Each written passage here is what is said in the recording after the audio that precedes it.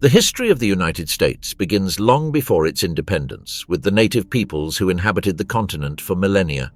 In the 17th century, European settlers, especially the English, founded settlements on the East Coast and built the foundations of a new society. Over time, tensions with the British Crown grew until in 1775 the War of Independence broke out.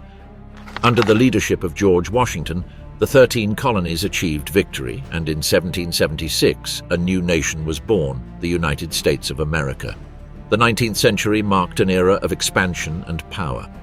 With the Louisiana Purchase, the annexation of Texas, and the conquest of California, the country stretched from coast to coast. It was a time of pioneers, railroads, and dreams of freedom, but also of conflict. Slavery divided the nation and unleashed the Civil War in 1861, an epic struggle that decided the country's fate. After the victory of the North, the United States was reborn stronger, driven by industry, progress, and the ambition to become a world power by the 20th century. This is the story of a nation forged by men like George Washington, Abraham Lincoln, Thomas Jefferson, and Theodore Roosevelt, whose ideals and decisions forever changed the course of the world. Before Columbus, the forgotten civilizations of North America. Long before European ships sighted the coasts of the Atlantic, the North American continent was a universe full of life, culture, and spirituality. There was not a single dominant civilization, but a mosaic of peoples who shaped the land, built cities, developed advanced agricultural systems, and maintained trade networks that extended for thousands of kilometers.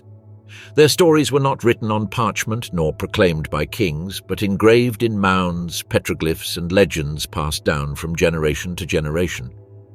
Unlike what European chroniclers would claim centuries later, North America was not a wild territory waiting to be civilized, but a living land inhabited by societies whose complexity rivaled the great civilizations of the ancient world. In the southwestern regions flourished one of the most enigmatic peoples, the Anasazi, also known as the Ancient Ones. Among the red rock canyons and vast deserts of what is now Arizona, New Mexico, Colorado, and Utah, they built cities perched on cliffs, imposing adobe and stone structures designed to protect against extreme weather and possible enemies. Chaco Canyon, the heart of their civilization, became between the 9th and 12th centuries a political and ceremonial center. From there radiated perfectly planned roads extending across the plateau, connecting more than 150 settlements. The Anasazi built underground kivas for spiritual rituals and observed the stars from towers aligned with the solstices.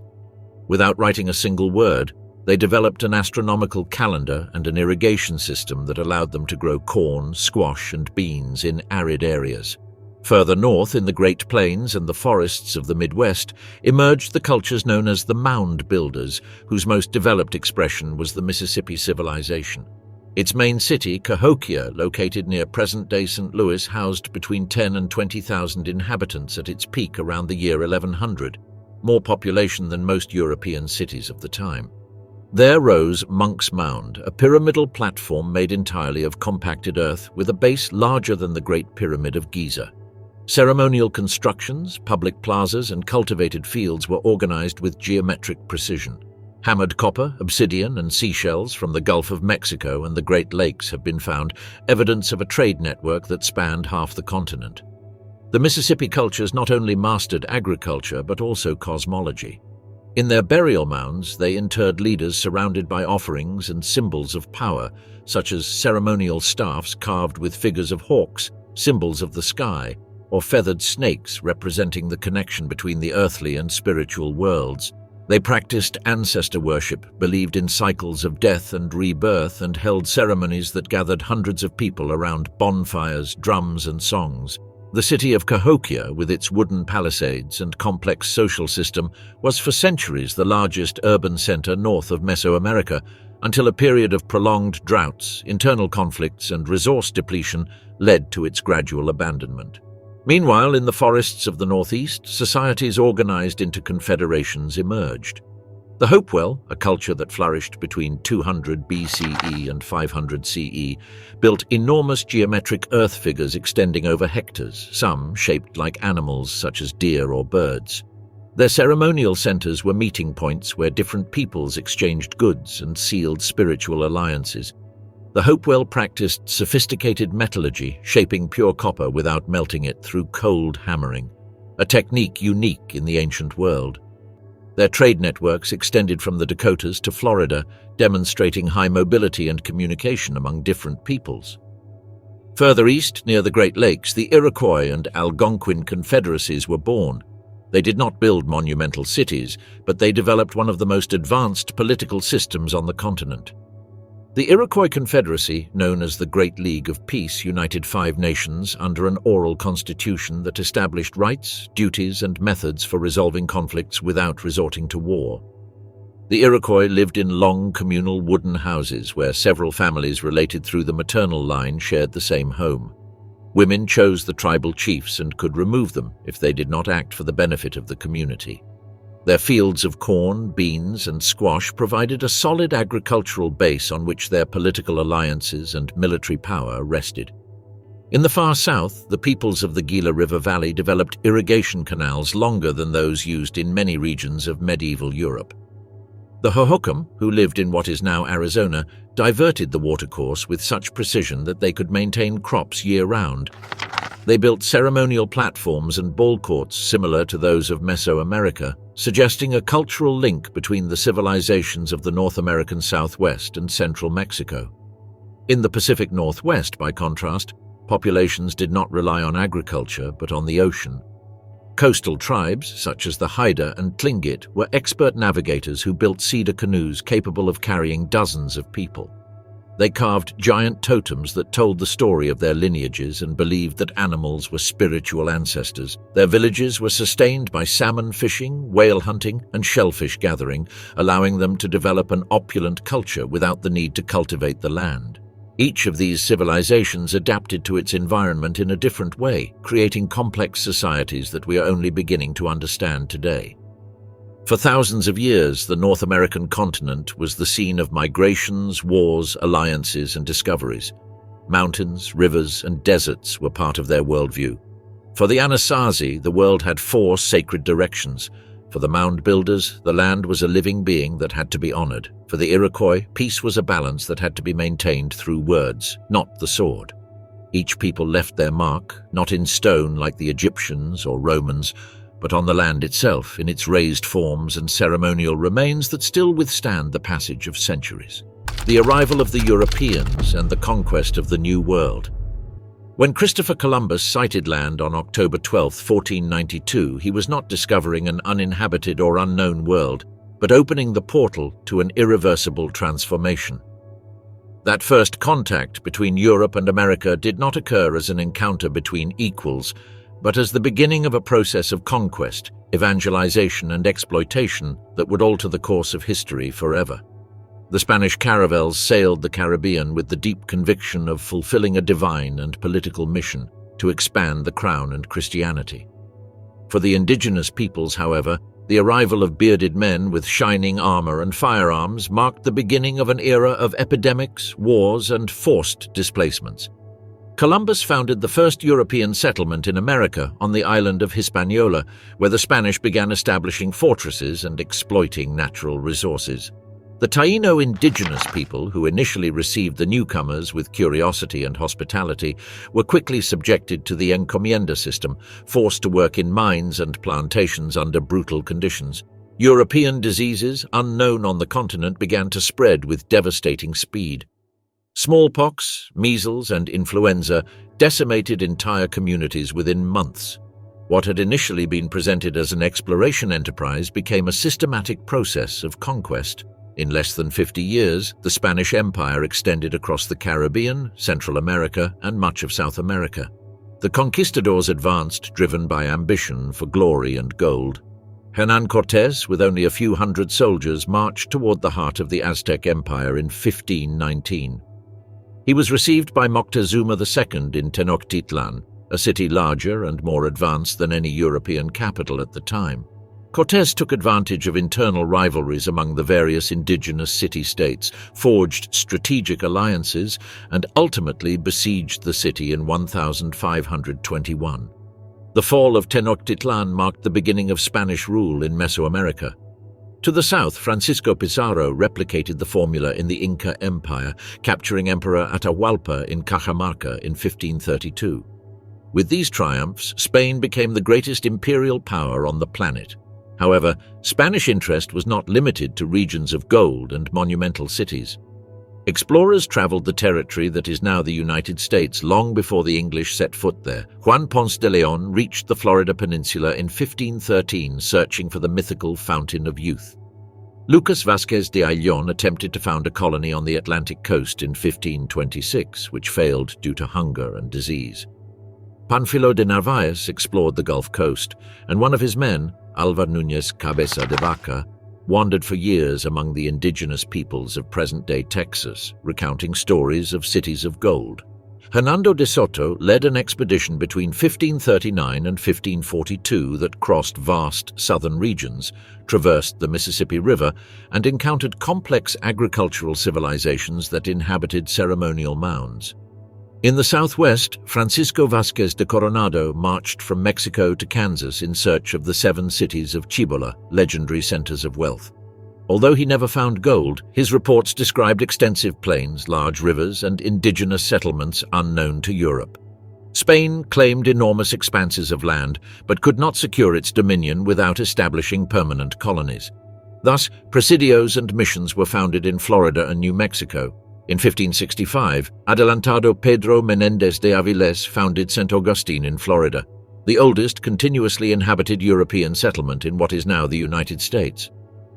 Meanwhile, France also turned its gaze to North America. Jacques Cartier sailed along the St. Lawrence River in 1534, claiming the territory for King Francis I.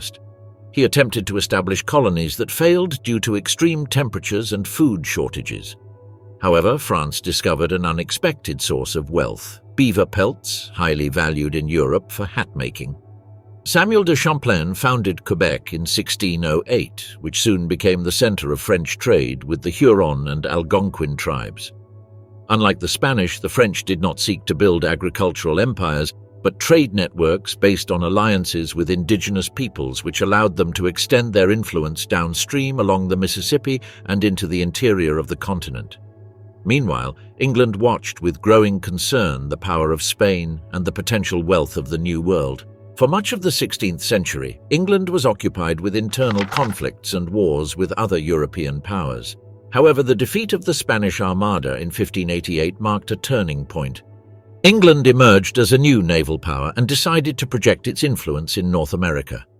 Pirates like Francis Drake raided Spanish ships loaded with gold and silver, while visionaries like Sir Walter Raleigh obtained royal patents to establish colonies.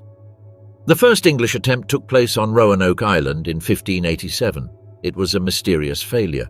When supplies arrived years later, the colony had vanished without a trace, except for one word carved into a tree: Croatoan. The English understood that to succeed it was not enough to set up military posts. It was necessary to populate the lands with families, farmers, artisans, and civil governors. To do this, they created colonial companies that financed expeditions in exchange for the right to exploit the conquered lands. While Spain evangelized and France traded, England planned to build a new model of society in America, although it did not yet know that this project would trigger a definitive break with the mother country. By the end of the 16th century, the North American continent had become the strategic board of the great European powers. Spain controlled Florida and the southwest, France advanced along the St. Lawrence River, and the English prepared to establish their first permanent colony. None of these nations yet imagined that their actions were shaping the birth of a future power that would change the global order. In 1607, 3 English ships, the Susan Constant, the Godspeed, and the Discovery, set sail from the port of London toward the territory that would soon be known as Virginia. The first English settlements, Jamestown and Plymouth. The dawn of May 14, 1607, marked the beginning of a story that would not only change the fate of a continent but also give rise to an entirely new nation. 3 English ships, the Susan Constant, the Godspeed, and the Discovery, sailed up the James River and landed on a swampy tongue of land. There, amid mosquitoes, marshes, and dense forests, the settlers founded Jamestown. the first permanent English settlement in North America. They were not peasants or craftsmen accustomed to physical labor. Most were gentlemen, merchants, or adventurers hoping to find gold easily. From the first day, reality imposed itself harshly. The conditions were unbearable. The water was brackish, food was scarce, and the settlers lacked the cultivation techniques necessary to survive in that hostile environment. Diseases began to spread. Many died of dysentery and fever in the first weeks. The survivors depended on the leadership of John Smith, a man of iron character who imposed discipline and established contact with the Powhatan Confederacy, a powerful network of indigenous tribes led by Chief Wahunsonacock. Smith negotiated food through barter and often under the threat of force. It was during this period that the famous episode with Pocahontas, the daughter of Chief Powhatan, was recorded, whose intervention saved Smith's life during a diplomatic misunderstanding, preventing an early war that would have destroyed the colony. Despite these efforts, Jamestown was on the verge of collapse. The winter of 1609 was recorded as the starving time. The settlers, besieged by the natives and without resources, resorted to eating dogs, horses, tree bark, and, according to some testimonies, even human flesh. Of approximately 500 inhabitants, only 60 survived. Just when they were about to abandon the colony, a supply fleet arrived from England. With new leadership and more settlers, Jamestown revived. But true salvation came with the cultivation of tobacco. John Rolfe introduced a variety of tobacco from the Caribbean that soon became the economic foundation of the colony. Virginia's soil proved exceptionally suitable for its cultivation, and within a few decades, tobacco became the green currency of the British Empire in America. Demand in Europe was explosive. Indentured workers arrived, known as contract servants, who worked for years to pay for their voyage. It was also in Jamestown that, in 1619, the first enslaved Africans arrived in the English colonies, marking the beginning of an institution that would profoundly shape the country's development. That same year, the colony established the Virginia General Assembly, the first form of representative government in North America. Although still under the authority of the King and the Virginia Company, this legislative body allowed settlers to make local decisions. Unknowingly, they were igniting the spark of a political tradition that would grow into the idea of self-government and civil rights. While Jamestown struggled to survive on tobacco and tense alliances with the natives, another group of settlers with very different motivations was preparing to cross the Atlantic. In 1620, a small ship called the Mayflower departed from England with 102 passengers. They were not seeking wealth, but religious freedom. They were separatist Puritans, persecuted in their land for refusing to follow the rituals of the official church. After a stormy voyage, they sighted land in present-day Massachusetts, far from their original destination in Virginia. Before disembarking, they signed an agreement that would go down in history, the Mayflower Compact, a pact of self-government in which the settlers pledged to obey the laws they themselves would create for the common good. On December 21, 1620, they landed in Plymouth. The first winter was devastating. More than half died from diseases and lack of food. The difference with Jamestown was the relationship they developed with the local indigenous peoples.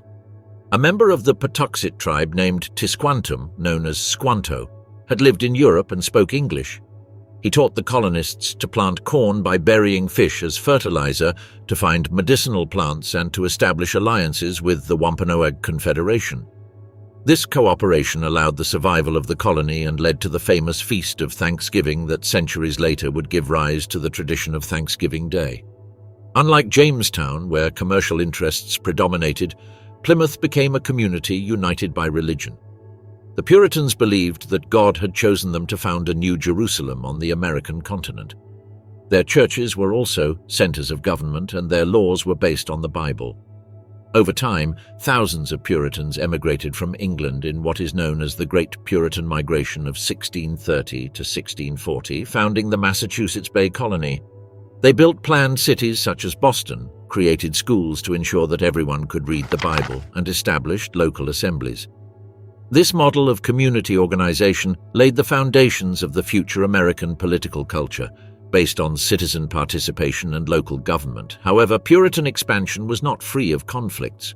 Tensions arose with the indigenous peoples when the colonists began to occupy more land. Some religious leaders, such as Roger Williams, advocated fair purchase of land from the natives and separation between church and state. He was expelled from Massachusetts and founded the colony of Rhode Island, the first to establish full religious freedom. Another dissident, Thomas Hooker, founded Connecticut with a more democratic system of government. The English colonies began to diversify ideologically, but maintained a common core, the conviction that the New World offered the opportunity to build a society in the image of their beliefs and aspirations. By 1650, the colonies of Jamestown and Plymouth had consolidated as two distinct models of English settlement in America, one based on agricultural economy and plantation, the other on self-sufficient religious communities. The growth of the 13 colonies. By the mid-17th century, the landscape of the North American Atlantic coast had ceased to be a succession of isolated settlements and had become a network of expanding colonies, each with its own economic, religious, and political identity. Forests receded before the advance of farms, port cities, and trade routes. The population grew rapidly. From a few tens of thousands of settlers at the beginning of the 17th century, it rose to over 1 million by 1750. Births were numerous, mortality was decreasing, and ships arrived carrying not only Englishmen, but also Scots, Irish, Germans, Dutch, and enslaved Africans. During this period, the 13 colonies began to acquire a definitive character, driven by economic prosperity, local institutions, and the conviction that their destiny was increasingly moving away from the absolute control of England. Although all shared their British origin, the colonies could be divided into 3 major regions: the northern or New England colonies, the middle colonies, and the southern colonies. Each developed distinct economic systems based on their geographical characteristics. In New England, with its rocky soil and cold climate, agriculture was limited. Communities were organized around compact villages where Puritan religion continued to exert strong influence. The economy focused on maritime trade, fishing, and shipbuilding. The ports of Boston, Salem, and Newport became centers of exchange between America, the Caribbean, and Europe. New England ships carried wood, fish, and rum, returning with sugar, molasses, and manufactured goods. Life revolved around the church, the school, and the local assembly, where free citizens voted on laws and elected authorities. In the middle colonies, such as New York, Pennsylvania, and New Jersey, fertile lands and navigable rivers predominated. These colonies became the continent's granary, producing wheat, oats, and corn. They were also centers of religious and ethnic diversity. In Pennsylvania, founded by William Penn as a refuge for Quakers, Christians of different denominations lived peacefully alongside German immigrants who brought new agricultural techniques. New York, a former Dutch colony, retained a cosmopolitan atmosphere where multiple languages were spoken. Philadelphia emerged as the largest and most dynamic city in the colonies, with printing presses, libraries, and salons where philosophical and political ideas were discussed. It was an intellectual hub where figures like Benjamin Franklin published newspapers and founded scientific societies. In the South, the warm climate and extensive plains allowed the development of an economy based on large agricultural plantations. Virginia, South Carolina, and Maryland grew wealthy from the cultivation of tobacco, rice, and indigo, products in high demand in Europe.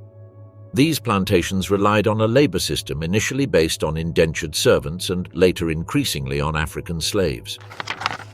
From 1700 onwards, slavery became the backbone of the Southern economic system. Slaves worked long, relentless hours under strict supervision, while landowners formed a rural aristocracy that dominated local politics. A deeply hierarchical society emerged, with vast differences between the landed elites and the poor interior farmers. Trade flourished in all regions thanks to the Atlantic Triangle system. Ships left the colonies loaded with raw materials and arrived in England, where they were exchanged for manufactured goods. These were then sent to Africa to purchase slaves who were transported to America in the Atlantic crossing known as the Middle Passage, one of the deadliest routes in history. Those who survived were sold in the ports of the Caribbean or the southern colonies. This trade network generated growing wealth, but also deepened the colony's dependence on maritime trade and on slavery as an institution. During this century of growth, England tried to reinforce its economic control through the Navigation Acts. These laws required that all colonial trade be carried out exclusively on English ships and that certain products could only be exported to metropolitan ports. The goal was to turn the colonies into a cog in the British mercantilist system, ensuring that wealth flowed to London. However, many colonists began to evade restrictions through smuggling, especially with the French and Spanish colonies in the Caribbean. A latent tension arose. The colonists saw the market as an open opportunity, while England saw it as a state monopoly. Despite these restrictions, the colonies enjoyed a period of political autonomy known as benign neglect. England, focused on European wars, allowed the colonies to manage their own internal affairs. Each colony had an assembly elected by landowners, a governor appointed by the king or by a company, and a local judicial system. This experience of self-government strengthened the political identity of the colonists, accustoming them to make collective decisions without direct intervention from London. Ideas of natural law and individual liberty, inspired by philosophers such as John Locke, began circulating among the colonial elites. Newspapers discussed the power of Parliament, the social contract, and the limitation of the king's power. As the population grew, so did contacts and conflicts with indigenous peoples. The northern colonies signed temporary treaties that were quickly broken when settlers needed new land. In the south, native peoples were displaced inland or absorbed as forced labor. Indigenous wars, such as Metacomet's Rebellion or the Yamasee Uprising, showed the desperate resistance of the native peoples, but colonial expansion proved unstoppable. By 1750, the 13 colonies were already a complex, diverse, and vigorous entity, an expanding territory stretching from the Atlantic Ocean to the Appalachian Mountains. The road to independence. In the mid-18th century, the 13 British colonies in North America were experiencing a period of demographic expansion and economic prosperity. Their ports were filled with merchant ships, their cities were growing, and local political life was becoming increasingly sophisticated. But beneath the surface of prosperity, a deep conflict was brewing. The colonies had developed a strong sense of autonomy, fueled by decades of self-government and relative independence. England, for its part, saw the colonies as a vital source of resources to sustain its global empire. When the balance was broken, an unstoppable process began that would lead to revolution. The trigger was the French and Indian War between 1754 and 1763, part of the global conflict known as the 7 Years' War. In the forests of the Ohio River Valley, British troops and colonial militias faced the French and their indigenous allies.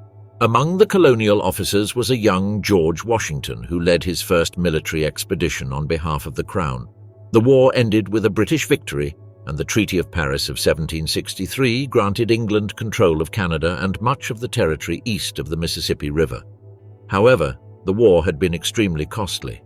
British debt soared, and Parliament decided that the colonies should pay their share of the war effort. For the colonists, the victory had expanded the frontier and secured their safety. They hoped to move westward, but the British Crown had other plans. In the same year as the victory, King George III issued the Proclamation of 1763, which prohibited colonists from settling beyond the Appalachian Mountains, reserving those lands for indigenous peoples under imperial control. The colonists saw this act as a betrayal. They had fought and died for those lands, and now they were denied the right to occupy them. It was the first deep rift between imperial and colonial visions. Shortly after, Parliament introduced a series of direct taxes to raise revenue. In 1764, the Sugar Act was passed, taxing the import of molasses, vital for rum production in New England. The following year, the Stamp Act imposed taxes on legal documents, newspapers, and letters, affecting all social strata. What was new was not the amount of the tax, but its nature. For the first time, London was imposing taxes directly on the colonies without their consent.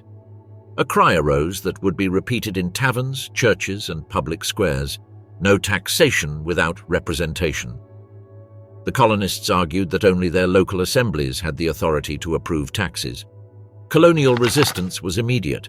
Associations such as the Sons of Liberty were formed, organizing boycotts and acts of protest.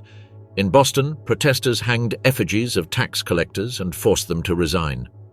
In several colonies, courts ceased to function because no one bought the official stamps. Under pressure, Parliament repealed the Stamp Act in 1766, but simultaneously passed the Declaratory Act, affirming its authority to legislate over the colonies in all possible cases. It was a warning. Tension did not decrease. In 1767, Parliament introduced the Townshend Acts, imposing taxes on glass, paper, paint and tea. The colonists responded with massive boycotts of British goods. Women, known as the Daughters of Liberty, began spinning their own cloth instead of buying imported textiles. Colonial assemblies sent petitions to London and encouraged unity among the colonies. To enforce the laws, the British government sent troops to Boston. The presence of armed soldiers in the streets increased tension. On March 5, 1770, a crowd of angry colonists surrounded a group of British soldiers in Boston. Amid shouts and insults, they began throwing snowballs with stones. Some soldiers, confused and fearful, fired into the crowd, killing 5 people. The incident became known as the Boston Massacre. Figures such as Samuel Adams and Paul Revere used it to fuel anti-colonial sentiment, presenting it as an act of British tyranny against innocent citizens. Although the soldiers were tried and defended by John Adams, who argued that they had acted in self-defense, the event remained marked as a symbol of imperial abuse. The conflict reached a new level in 1773 when Parliament passed the Tea Act, which granted the British East India Company a monopoly on tea trade in the colonies. The colonists suspected it was a scheme to force them to accept taxes. On the night of December 16th, a group of colonists disguised as Mohawk Indians boarded 3 ships in Boston Harbor and threw 342 chests of tea into the sea. This act, known as the Boston Tea Party, openly defied British authority. In response, Parliament passed the Coercive Acts in 1774, called by the colonists the Intolerable Acts. They closed Boston Harbor until the destroyed tea was paid for, abolished Massachusetts local government, and allowed British officers accused of crimes to be tried in England. These measures were intended to isolate Massachusetts, but they achieved the opposite. They united the colonies. In September 1774, representatives of 12 colonies met in Philadelphia at the First Continental Congress. It was the first time the colonies acted in a coordinated manner. There they agreed on trade boycotts, drafted a Declaration of Rights, and called for militias to be prepared in case of armed conflict.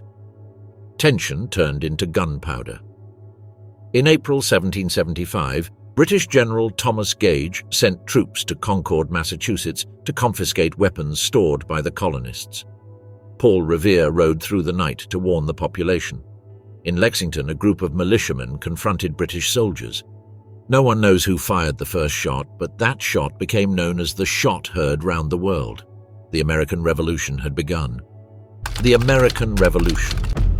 On April 19, 1775, in the fields of Lexington and Concord, Massachusetts, the shot was heard that ignited the fuse of an unprecedented revolution. Colonial militiamen, hastily gathered after receiving the alarm of the British advance, faced trained soldiers of the most powerful empire in the world. Although the British managed to reach Concord, they were harassed during their retreat to Boston by colonists firing from the woods and stone walls. The conflict was no longer a diplomatic matter. War had begun. The colonies responded by gathering again in Philadelphia. The Second Continental Congress, led by figures such as John Adams, Samuel Adams, and Thomas Jefferson, assumed the role of provisional government. There it was decided to form a Continental Army and appoint George Washington, a Virginian planter with military experience and a reputation for integrity, as commander-in-chief. Washington arrived in Boston in July 1775 to find an improvised army, without uniforms or discipline, blocking the city besieged by British forces. Before his arrival, the Battle of Bunker Hill had demonstrated both colonial determination and the power of the British Army. On June 17th, the colonists fortified a hill near Boston. The British launched 3 frontal attacks. The first 2 were repelled with concentrated fire. Only when the colonists ran out of ammunition did the British take the position at the cost of hundreds of casualties. The battle was not a military victory for the colonists, but it showed that they could face the king's soldiers head-on. As the conflict intensified in the north, the colonists tried to gain Canada's favor by invading Quebec. The December 1775 attack, led by Benedict Arnold and Richard Montgomery, failed under a snowstorm. Without Canadian support, the colonies would have to face England alone, at least temporarily. By 1776, the political climate had changed. The war was no longer fought only for rights, but for independence. That year, the pamphlet Common Sense, written by Thomas Paine, circulated through the colonies arguing that it was absurd for a continent to obey an island and that the monarchy was a corrupt institution.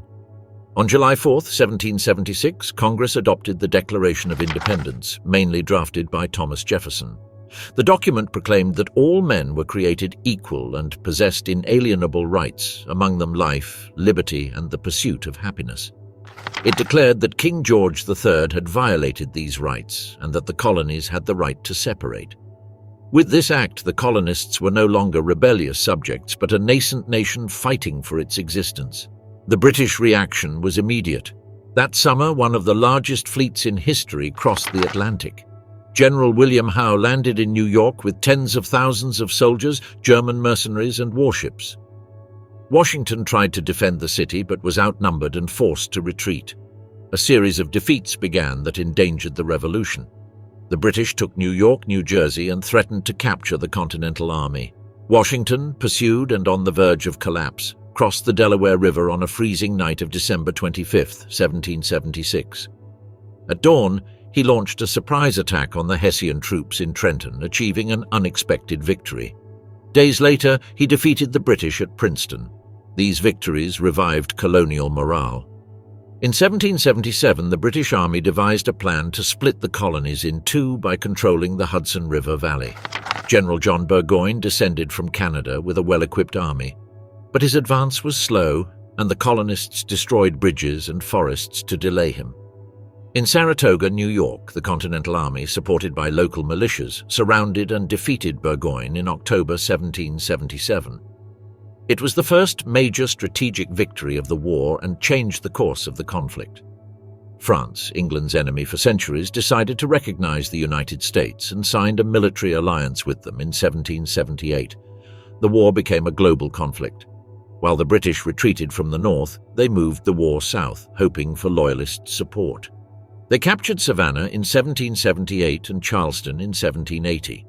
On that front, unexpected heroes emerged, such as Francis Marion, known as the Swamp Fox, who used guerrilla tactics against British columns. Benedict Arnold, resentful for not receiving recognition, betrayed the cause and conspired to deliver West Point to the British, being discovered before completing his plan. In the north, Washington endured with an army weakened by hunger and disease at Valley Forge during the winter of 1777 to 78. But the training provided by the Prussian Baron Friedrich von Steuben transformed the Continental Army into a disciplined force. The French alliance provided ships, soldiers, and resources. The conflict spread to the Caribbean, Africa, and India, dispersing British forces. The outcome came in 1781 when British General Charles Cornwallis established his base in Yorktown, Virginia. Washington, along with French General Rochambeau, marched quickly from New York to the south.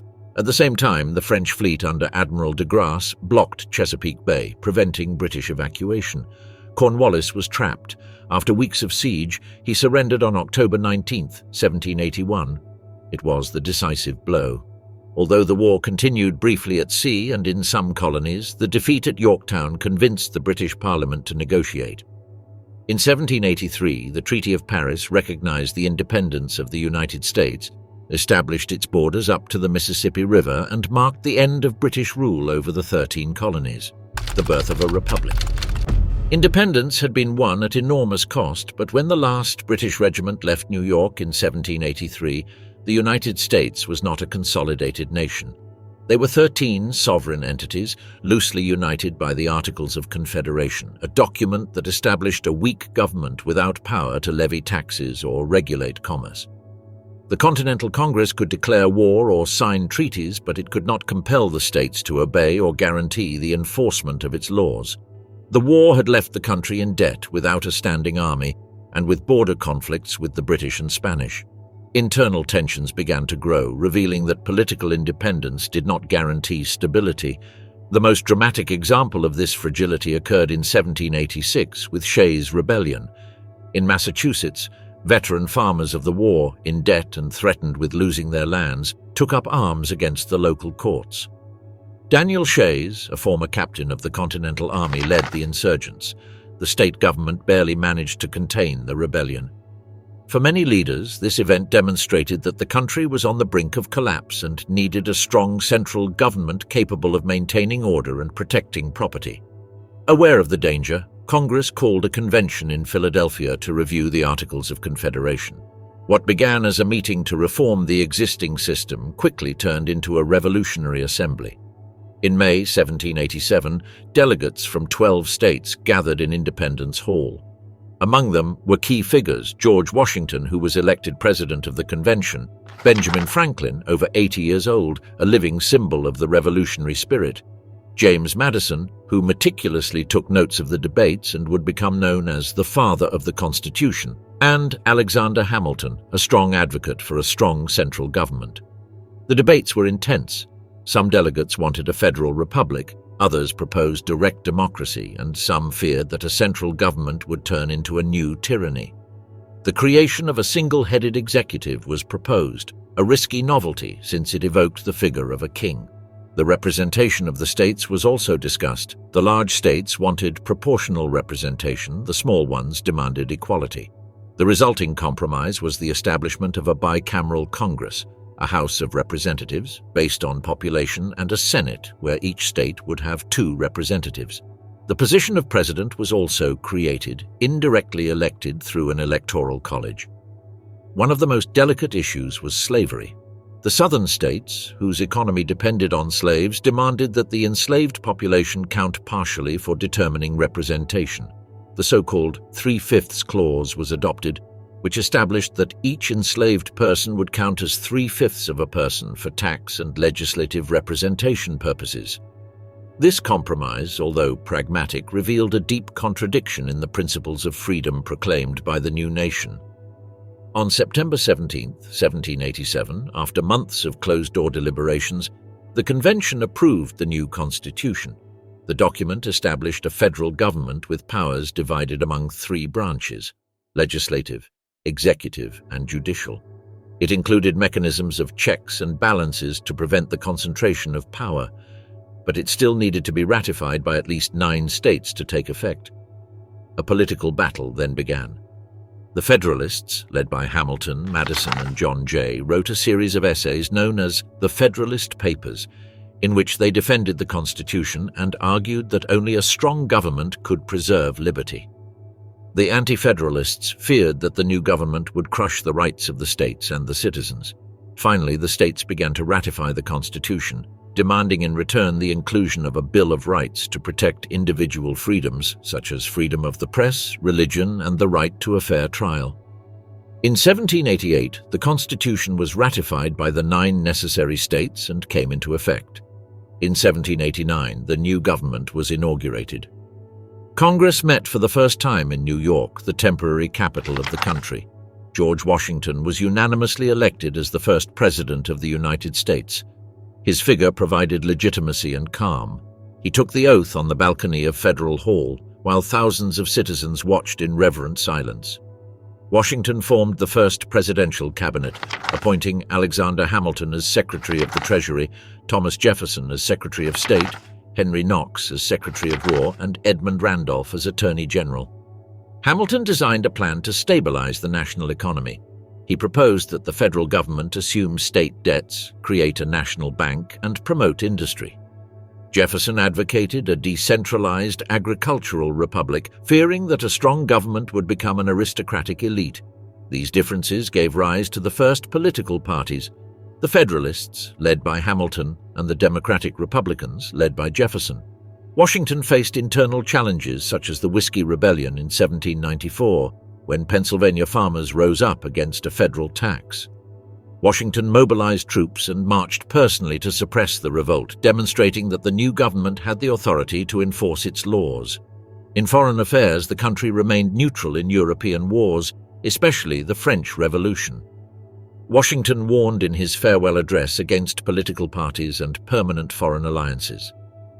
In 1796, for the first time in history, a head of state voluntarily relinquished power.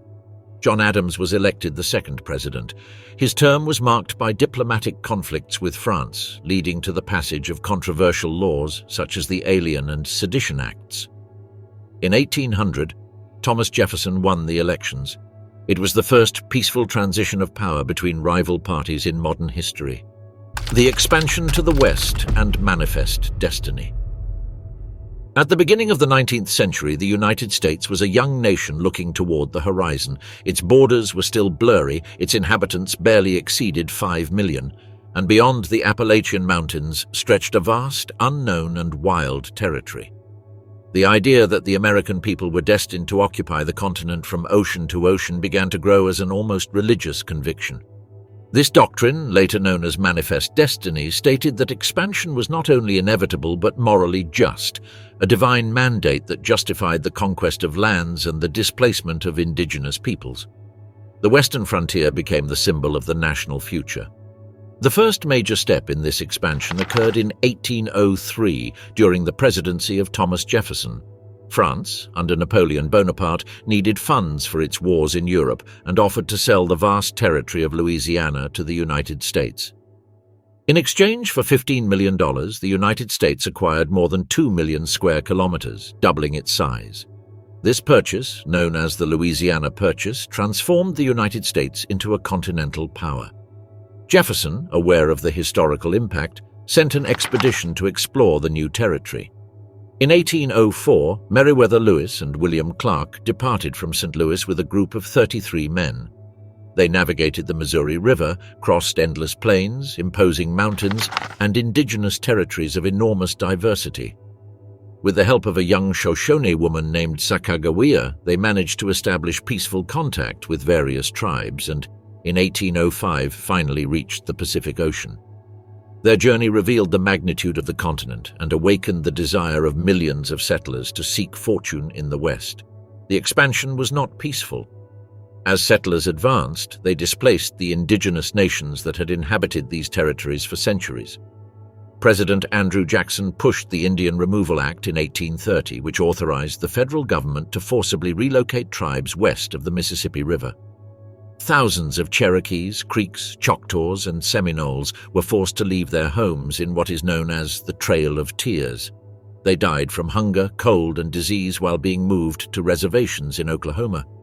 The lands that had once been theirs became cotton plantations and farms for white settlers.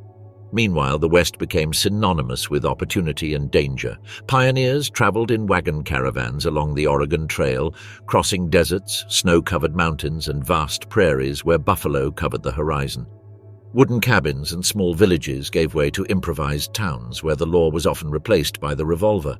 Thus began the era of the Wild West, a territory of fur hunters, traders, missionaries, and outlaws, where every day could mean the rise to wealth or violent death. The expansion took on a warlike character with the case of Texas.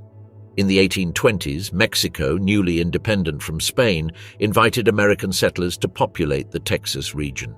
However, tensions grew when the Mexicans prohibited slavery and the settlers refused to obey the laws. In 1836, Texas declared its independence after dramatic events such as the Battle of the Alamo, where 187 defenders, including Davy Crockett and Jim Bowie, resisted to the death against the troops of General Santa Anna. After several battles, Texas achieved victory under the command of Sam Houston and became an independent republic. In 1845, Texas was annexed by the United States, which provoked war with Mexico. President James K. Polk, a fervent supporter of manifest destiny, sent troops south of the Nueces River, a disputed territory. In 1846, Mexico responded by attacking the U.S. forces, starting the war. Troops commanded by Zachary Taylor and Winfield Scott advanced from the north and east, conquered Monterrey, Veracruz, and finally Mexico City in 1847. At the historic Chapultepec Castle, Mexican cadets resisted until the end. The war ended with the Treaty of Guadalupe Hidalgo in 1848, by which Mexico ceded California, New Mexico, Arizona, Nevada, Utah, and parts of Colorado. The United States reached the Pacific Ocean. That same year, something extraordinary shook the newly acquired territory. Gold was discovered at Sutter's Mill, California. The news spread at a dizzying speed. Thousands of adventurers from around the world, called 49ers, arrived by sea and land in the hope of finding fortune. Mining camps arose in a matter of days, which turned into makeshift cities full of shops, saloons, taverns, and gambling houses. Chaos and sudden wealth defined this new frontier. The routes to California were filled with wagons, mules, and ships sailing from New York to Panama. The gold rush accelerated the integration of the West into the nation. Slavery and the tensions that divide the country. By the mid-19th century, the United States already spanned a vast territory from ocean to ocean, but beneath the surface of that triumphant expansion lay a deep fracture. The country was divided into two irreconcilable worlds. In the South, slavery was the economic and social axis. Millions of African and African descendant people worked on cotton, tobacco, and rice plantations under brutal conditions. Southern landowners argued that slavery was a natural and biblical institution ensuring the country's prosperity. In the North, a growing industrial economy developed without slave labor, attracting European immigrants and promoting a vision of free, wage-based work linked to social mobility and individual progress. The nation was growing, but in opposite directions. Expansion westward intensified the conflict. Each new territory incorporated into the country represented a dilemma. Would it be free or slave-holding? The political balance depended on it. In 1850, Congress passed the Compromise of 1850 to avoid a national crisis. California was admitted as a free state, while Texas, New Mexico, and Utah would have the freedom to decide on slavery through popular vote. Additionally, a provision enraged the North, the Fugitive Slave Act.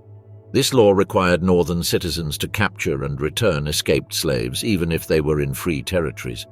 Fugitives could not testify in their defense and were sent south without trial. Federal courts became instruments of human hunting. The North reacted with outrage. Entire communities began organizing clandestine networks known as the Underground Railroad, where white and black abolitionists helped slaves escape to Canada. A freed black woman named Harriet Tubman became a legend by leading repeated rescue missions under the cover of night. The country's moral conscience was polarized. In 1852, writer Harriet Beecher Stowe published Uncle Tom's Cabin, a novel describing the atrocities of slavery. The book sold hundreds of thousands of copies and fueled anti-slavery sentiment in the North. The South responded with fury, accusing Stowe of falsifying reality. The written word had entered the political war.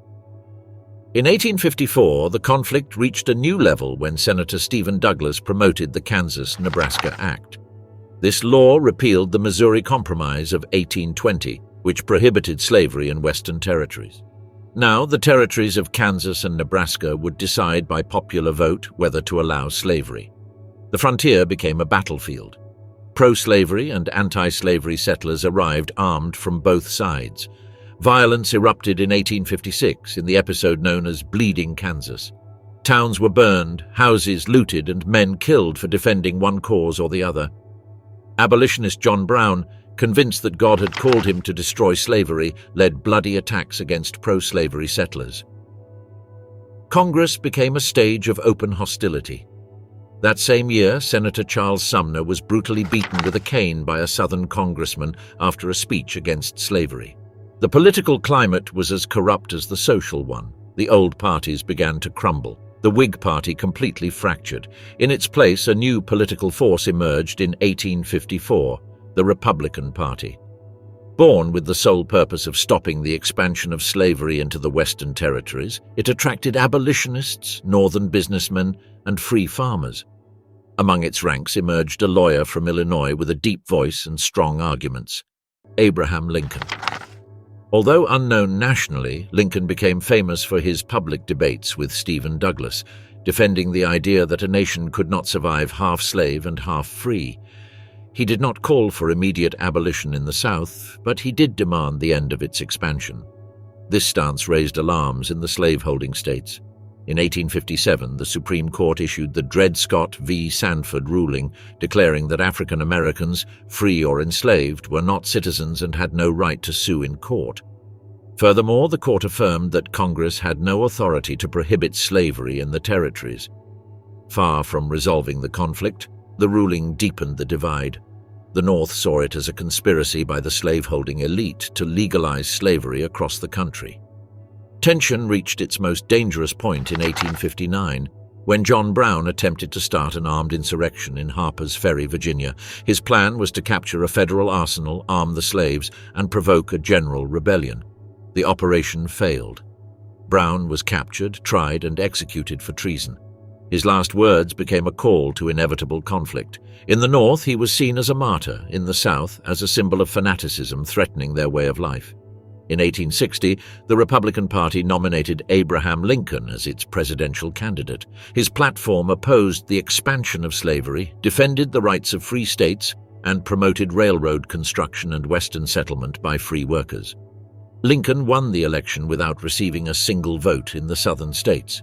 For Southern leaders, his election was a signal that political balance had come to an end.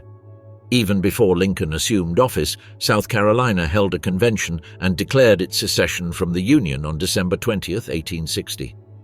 Mississippi, Florida, Alabama, Georgia, Louisiana, and Texas soon followed. The country stood on the edge of the abyss. The presidential oath had not yet been taken, and the Union was beginning to fracture. Civil war, brothers against brothers. On February 4, 1861, delegates from 7 southern states met in Montgomery, Alabama, to found the Confederate States of America. They chose Jefferson Davis as president and drafted a constitution almost identical to that of the United States, except for one crucial difference.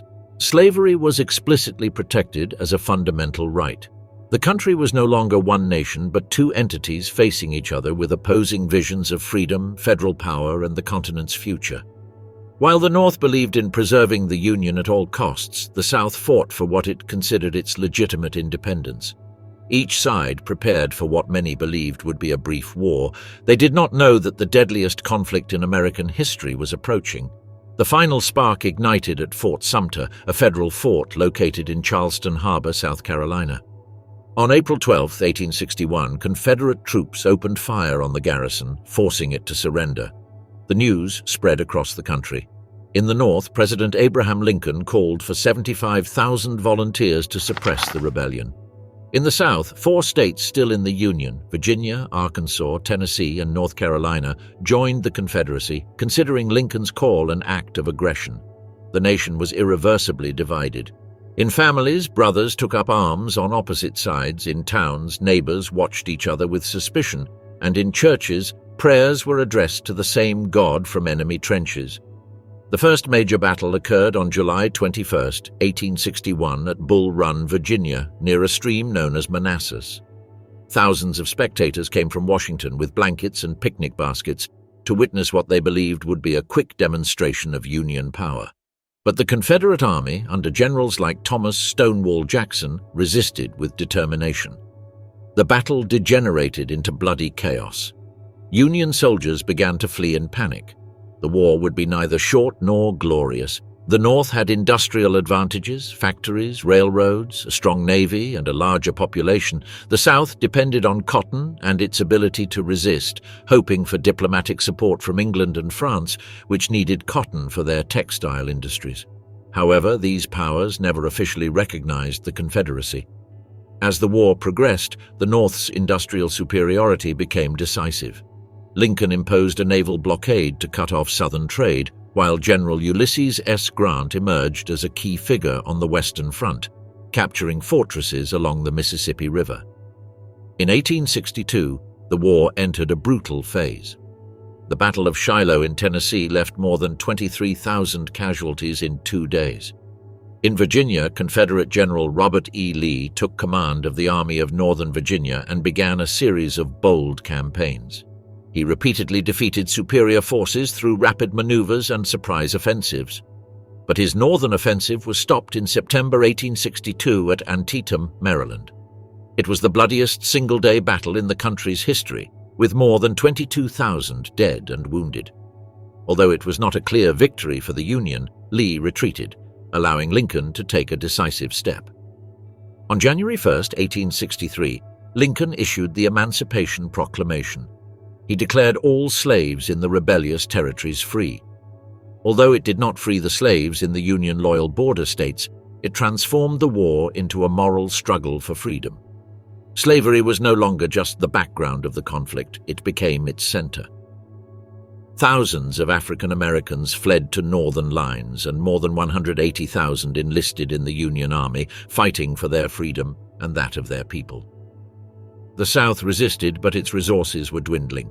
Grant took Vicksburg in July 1863, splitting the Confederacy in two by controlling the Mississippi River. Almost simultaneously, Lee launched a new northern offensive and encountered the Union Army commanded by George Meade at Gettysburg, Pennsylvania. For 3 days, from July 1st to 3rd, the battle was fought hill by hill, field by field. On the third day, Lee ordered a frontal attack known as Pickett's Charge. Thousands of soldiers crossed an open field under artillery and rifle fire. The charge was a disaster. The Confederate Army retreated defeated. Gettysburg marked the turning point of the war. While Grant continued his advance from the west, General William Tecumseh Sherman launched a devastating campaign from Atlanta to the Atlantic Ocean, burning cities, destroying railroads, and seizing supplies. His total war strategy aimed to break the South's will by attacking not only Confederate armies but also its civilian infrastructure. Entire towns vanished under the fire of war. Southern morale began to collapse. In 1865, Grant's forces advanced toward Richmond, the Confederate capital. Lee, outnumbered and without supplies, retreated westward, trying to regroup his troops. On April 9, 1865, in the village of Appomattox Courthouse, Lee met with Grant. Both generals, aware of the historical magnitude of the moment, exchanged gestures of respect. Lee signed the surrender. Under the terms, Confederate officers could keep their swords and soldiers return home. The Confederate Army disbanded. The war had ended militarily. Days later, on April 14, 1865, Abraham Lincoln attended a play at Ford's Theater in Washington, D.C. During the performance, actor and Confederate sympathizer John Wilkes Booth entered the presidential box and shot Lincoln in the head. The president was taken unconscious to a nearby house where he died at dawn the following day. The Reconstruction and the Industrial Era.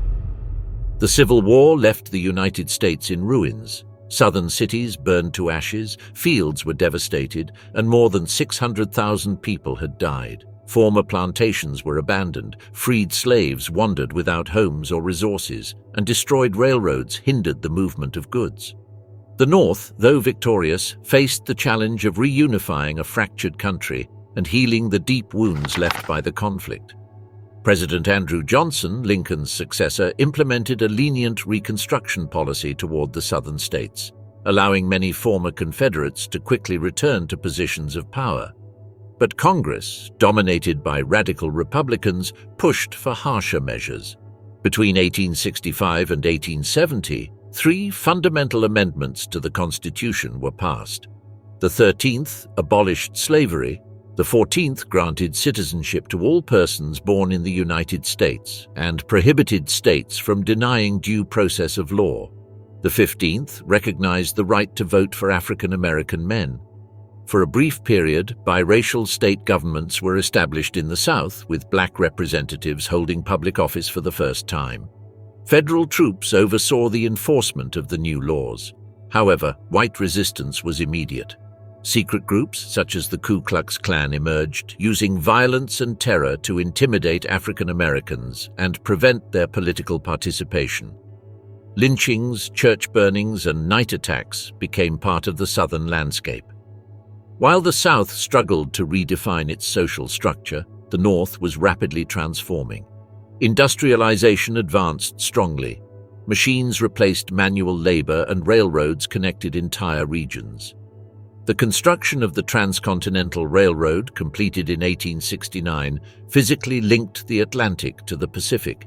Trains loaded with coal, steel, and lumber traveled thousands of miles, driving the growth of cities like Chicago, Denver, and San Francisco. Trade multiplied. Farmers could send their products to distant markets, and northern factories obtained raw materials from the remotest corners of the country. This period marked the birth of modern American capitalism. Industrial magnates known as the robber barons built empires at a dizzying pace. Cornelius Vanderbilt dominated railroads. Andrew Carnegie controlled steel with his revolutionary mass production method. John D. Rockefeller created the Standard Oil Company and monopolized the oil industry. these figures became the richest men in the country and symbolized both the promise of progress and its excesses. For many immigrants and poor workers, they represented the concentration of economic power in a few hands. Cities grew rapidly. Millions of European immigrants arrived seeking opportunities, fleeing poverty or persecution. New York, Boston, and Philadelphia became cosmopolitan centers where dozens of languages were spoken. Working-class neighborhoods grew around factories with overcrowded housing and unsanitary conditions. The streets teemed with vendors, working children, women sewing in clandestine workshops, and entrepreneurs building skyscrapers. The contrast between the dazzling wealth of Fifth Avenue and the misery of the slums illustrated the tensions of a rapidly transforming nation. In the South, after the withdrawal of federal troops in 1877, a new era marked by white supremacy began. State governments imposed laws known as Jim Crow, which legalized racial segregation. African Americans were excluded from schools, hospitals, transportation, and public spaces. Voting laws included poll taxes and literacy tests specifically designed to prevent black people from voting. The promise of freedom proclaimed after the war faded in the face of a system that perpetuated inequality. Despite this, African American communities began building their own schools, churches, and businesses, creating support networks that allowed them to resist culturally. Meanwhile, in the West, indigenous peoples faced the relentless advance of settlers and the U.S. Army. The Sand Creek Massacre in 1864, the Sioux Wars, and General Custer's defeat at Little Bighorn in 1876 marked a series of violent confrontations. The federal government forced tribes to move to reservations. The buffalo, a primary source of food and culture for many native nations, was hunted almost to extinction. Industrial expansion was transforming not only the economy, but also the human landscape of the continent. Technological progress seemed unstoppable. Alexander Graham Bell invented the telephone in 1876. Thomas Edison developed the electric light bulb, phonographs, and power plants. City nights began to be artificially illuminated, extending commercial activity into previously unthinkable hours. The telegraph accelerated communication, connecting financial markets from coast to coast. Factories produced textiles, agricultural machinery, and weaponry with unprecedented efficiency. The United States was no longer a rural nation, but had become an industrial power. This growth also gave rise to labor movements. Long working hours, low wages, and child labor led to strikes and protests. In 1886, a demonstration in Chicago's Haymarket Square ended in violence after a bomb exploded, prompting massive repression against labor unions. The fight for workers' rights was beginning to take shape. Social tensions grew alongside national wealth. The 1890s marked the consolidation of American industrial power. Cities like Pittsburgh became steel centers, Detroit began to emerge as a hub of mechanical manufacturing, and New York rose as a financial capital. The nation was no longer the agricultural republic envisioned by the Founding Fathers, but an economic machine driven by factories, capital, and a growing working-class population, while the remnants of the Civil War continued to linger in every corner of the South. The rise of American power. At the end of the 19th century, the United States had ceased to be a nation focused solely on its own territory. Factories produced more than the domestic market could consume, railroads reached every corner of the country, and businesses grew with ambitions that surpassed borders. It was time to project itself outward. The population began to perceive that the nation's destiny was no longer to conquer lands within the continent, but to extend its influence over distant seas and continents. The ideas of manifest destiny evolved into a new creed. The United States was destined to lead the Western Hemisphere and compete with European empires for global dominance. The decisive stage of this change was the Caribbean. In Cuba, a Spanish colony for 4 centuries, an independence uprising broke out in 1895. News of atrocities committed by the Spanish authorities circulated widely in the U.S. press, which used sensationalism to fuel public outrage. Newspapers owned by William Randolph Hearst and Joseph Pulitzer spread shocking headlines and dramatic accounts, creating a climate of patriotic fervor and sympathy for the Cuban rebels. Tension reached its peak when on February 15, 1898, the U.S. battleship USS Maine, anchored in Havana Harbor, mysteriously exploded. Although Spanish responsibility was never proven, the slogan, "Remember the Maine, to hell with Spain," became a war cry. Congress declared war on Spain in April 1898. The United States, which had never fought a conflict outside its continental territory, sent troops to Cuba and a fleet to the Pacific. Admiral George Dewey attacked the Spanish squadron in Manila Bay, Philippines, destroying it within hours. In the Caribbean, U.S. troops, accompanied by volunteers such as the Rough Riders led by Theodore Roosevelt, landed in Cuba and took San Juan Hill. The war was brief. In less than 4 months, the Spanish Empire collapsed. The Treaty of Paris of 1898 granted the United States control of Puerto Rico, Guam, and the Philippines, while Cuba came under U.S. tutelage, though nominally independent. This moment marked the birth of American imperialism. For the first time, the United States governed overseas territories. In the Philippines, a resistance war led by Emilio Aguinaldo broke out, which was suppressed after years of bloody combat. In Puerto Rico, a civil administration under direct Washington control was established. Guam became a strategic base in the Pacific. Instead of withdrawing after the war, the United States maintained its presence, justifying its role as a civilizing power and defender of order. This expansion revealed that the country no longer conceived its mission solely in continental terms. Foreign policy took a new direction under President Theodore Roosevelt, inspired by the Monroe Doctrine, which since 1823 proclaimed that America was the exclusive sphere of U.S. influence. Roosevelt added his famous 1904 corollary known as the Big Stick policy. The United States claimed the right to intervene in Latin America to prevent instability or foreign threats. "Speak softly and carry a big stick," Roosevelt said, announcing that U.S. diplomacy would be backed by military power. This policy led to interventions in the Dominican Republic, Nicaragua, and Haiti, establishing protectorates and securing control over strategic resources. The geopolitical jewel of this new era was the Panama Canal. Since colonial times, there had been dreams of building an interoceanic route that would shorten maritime routes between the Atlantic and the Pacific. France attempted to build the canal but failed. The United States negotiated with Colombia to acquire rights over the province of Panama. Faced with the Colombian government's refusal, Roosevelt discreetly supported a Panamanian separatist movement. In 1903, Panama declared its independence under the protection of U.S. warships. The new government signed a treaty granting the United States perpetual control of the canal zone. Construction began in 1904 and concluded in 1914, radically transforming global maritime trade. While the country expanded its foreign influence, it also transformed its internal identity. American cities filled with symbols of acquired power, skyscrapers that challenged the sky, banks that controlled international credit, newspapers that influenced global politics. The educational system promoted the idea that the United States was an exceptional nation, destined to lead the world through its freedom, industry, and democratic spirit.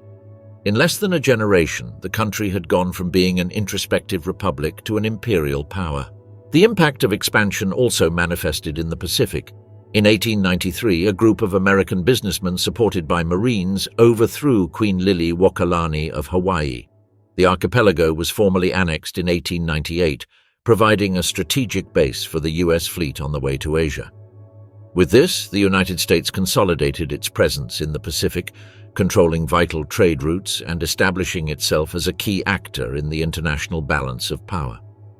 By the end of the 19th century, the United States was already recognized as the dominant power in the Western Hemisphere and an emerging force on the world stage. Its economy drove global markets, its navy protected trade routes, and its diplomatic decisions influenced the fate of other nations. The country that had been born from a rebellion against the British Empire had become, in a few decades, an empire in itself. The 20th century, the rise of the American empire. At the beginning of the 20th century, the United States was no longer an emerging power. It was a nation determined to shape the world. Its industrial economy surpassed that of many European empires, and its population, enriched by immigration, was growing steadily. Although it still maintained some isolationist tradition, global events pushed the country to take a leading role. World War I served as a turning point. In 1914, the United States declared neutrality, but while Europe bled in the trenches, American companies sent food, weapons, and supplies to the Allies. In 1917, after the sinking of American ships by German submarines and the Zimmermann telegram offering Mexico the recovery of lost territories if it went to war against the United States, President Woodrow Wilson declared war on Germany. American troops crossed the Atlantic, and their intervention tipped the balance of the conflict. The war ended in 1918, and the United States emerged as a world creditor with unprecedented diplomatic influence. The 1920s marked an extraordinary economic boom. Known as the Roaring Twenties, it was an era of mass consumption, automobiles, jazz, cinema, and symbols of modern progress. Henry Ford revolutionized industrial production with the assembly line. Cities were filled with skyscrapers and electric lights. However, prosperity hid financial fragility. On October 24, 1929, the New York Stock Exchange crashed, starting the Great Depression.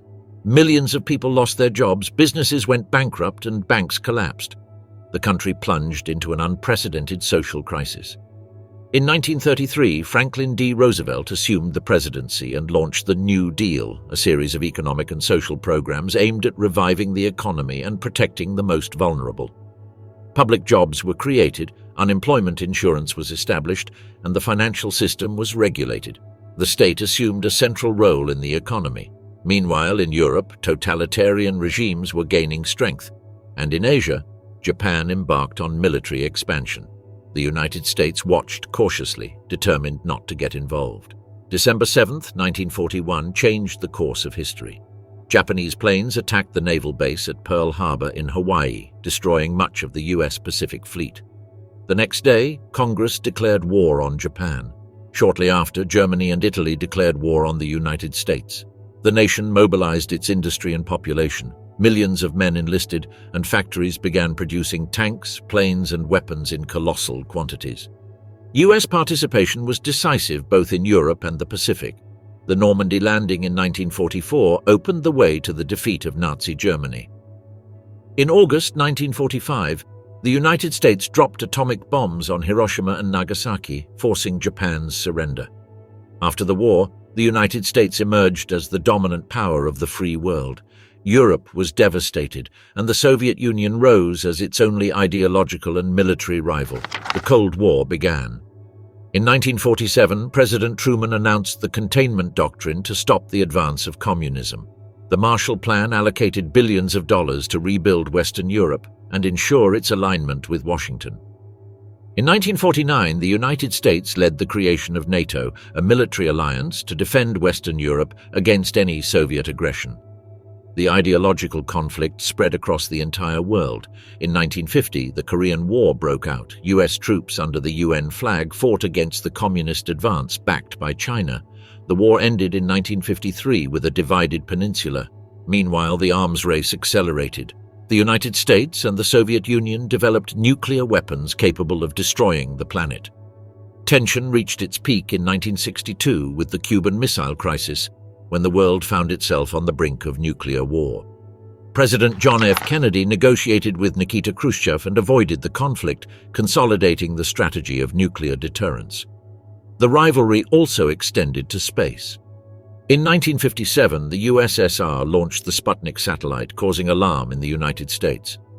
In response, NASA was founded, and in 1969 the world watched on television as Neil Armstrong stepped onto the moon, saying, "That's one small step for man, one giant leap for mankind." The United States demonstrated its technological and scientific supremacy. On the domestic front, the country faced its own tensions. Despite having fought against dictatorships abroad, racism remained deeply rooted. The civil rights movement emerged with leaders such as Martin Luther King Jr., who led peaceful marches demanding equality. In 1964, the Civil Rights Act was passed, prohibiting racial segregation. However, tensions continued. King's assassination in 1968 triggered riots in several cities. At the same time, the United States became embroiled in the Vietnam War. From the mid-1960s, thousands of young people were sent to fight a communist insurgency in the Asian jungle. The war became unpopular, generating massive protests. Images of dead soldiers and burned villages broadcast on television eroded public support. In 1975, the last US troops left Saigon, marking the end of one of the most traumatic conflicts of the century. The 1980s marked a resurgence of US power under President Ronald Reagan. Military spending increased, new weapons were developed, and economic pressure was applied on the USSR. The Cold War entered its final phase. In 1989, the Berlin Wall fell. In 1991, the Soviet Union dissolved. The United States remained the sole world superpower, the undisputed leader of the international system at the end of the 20th century.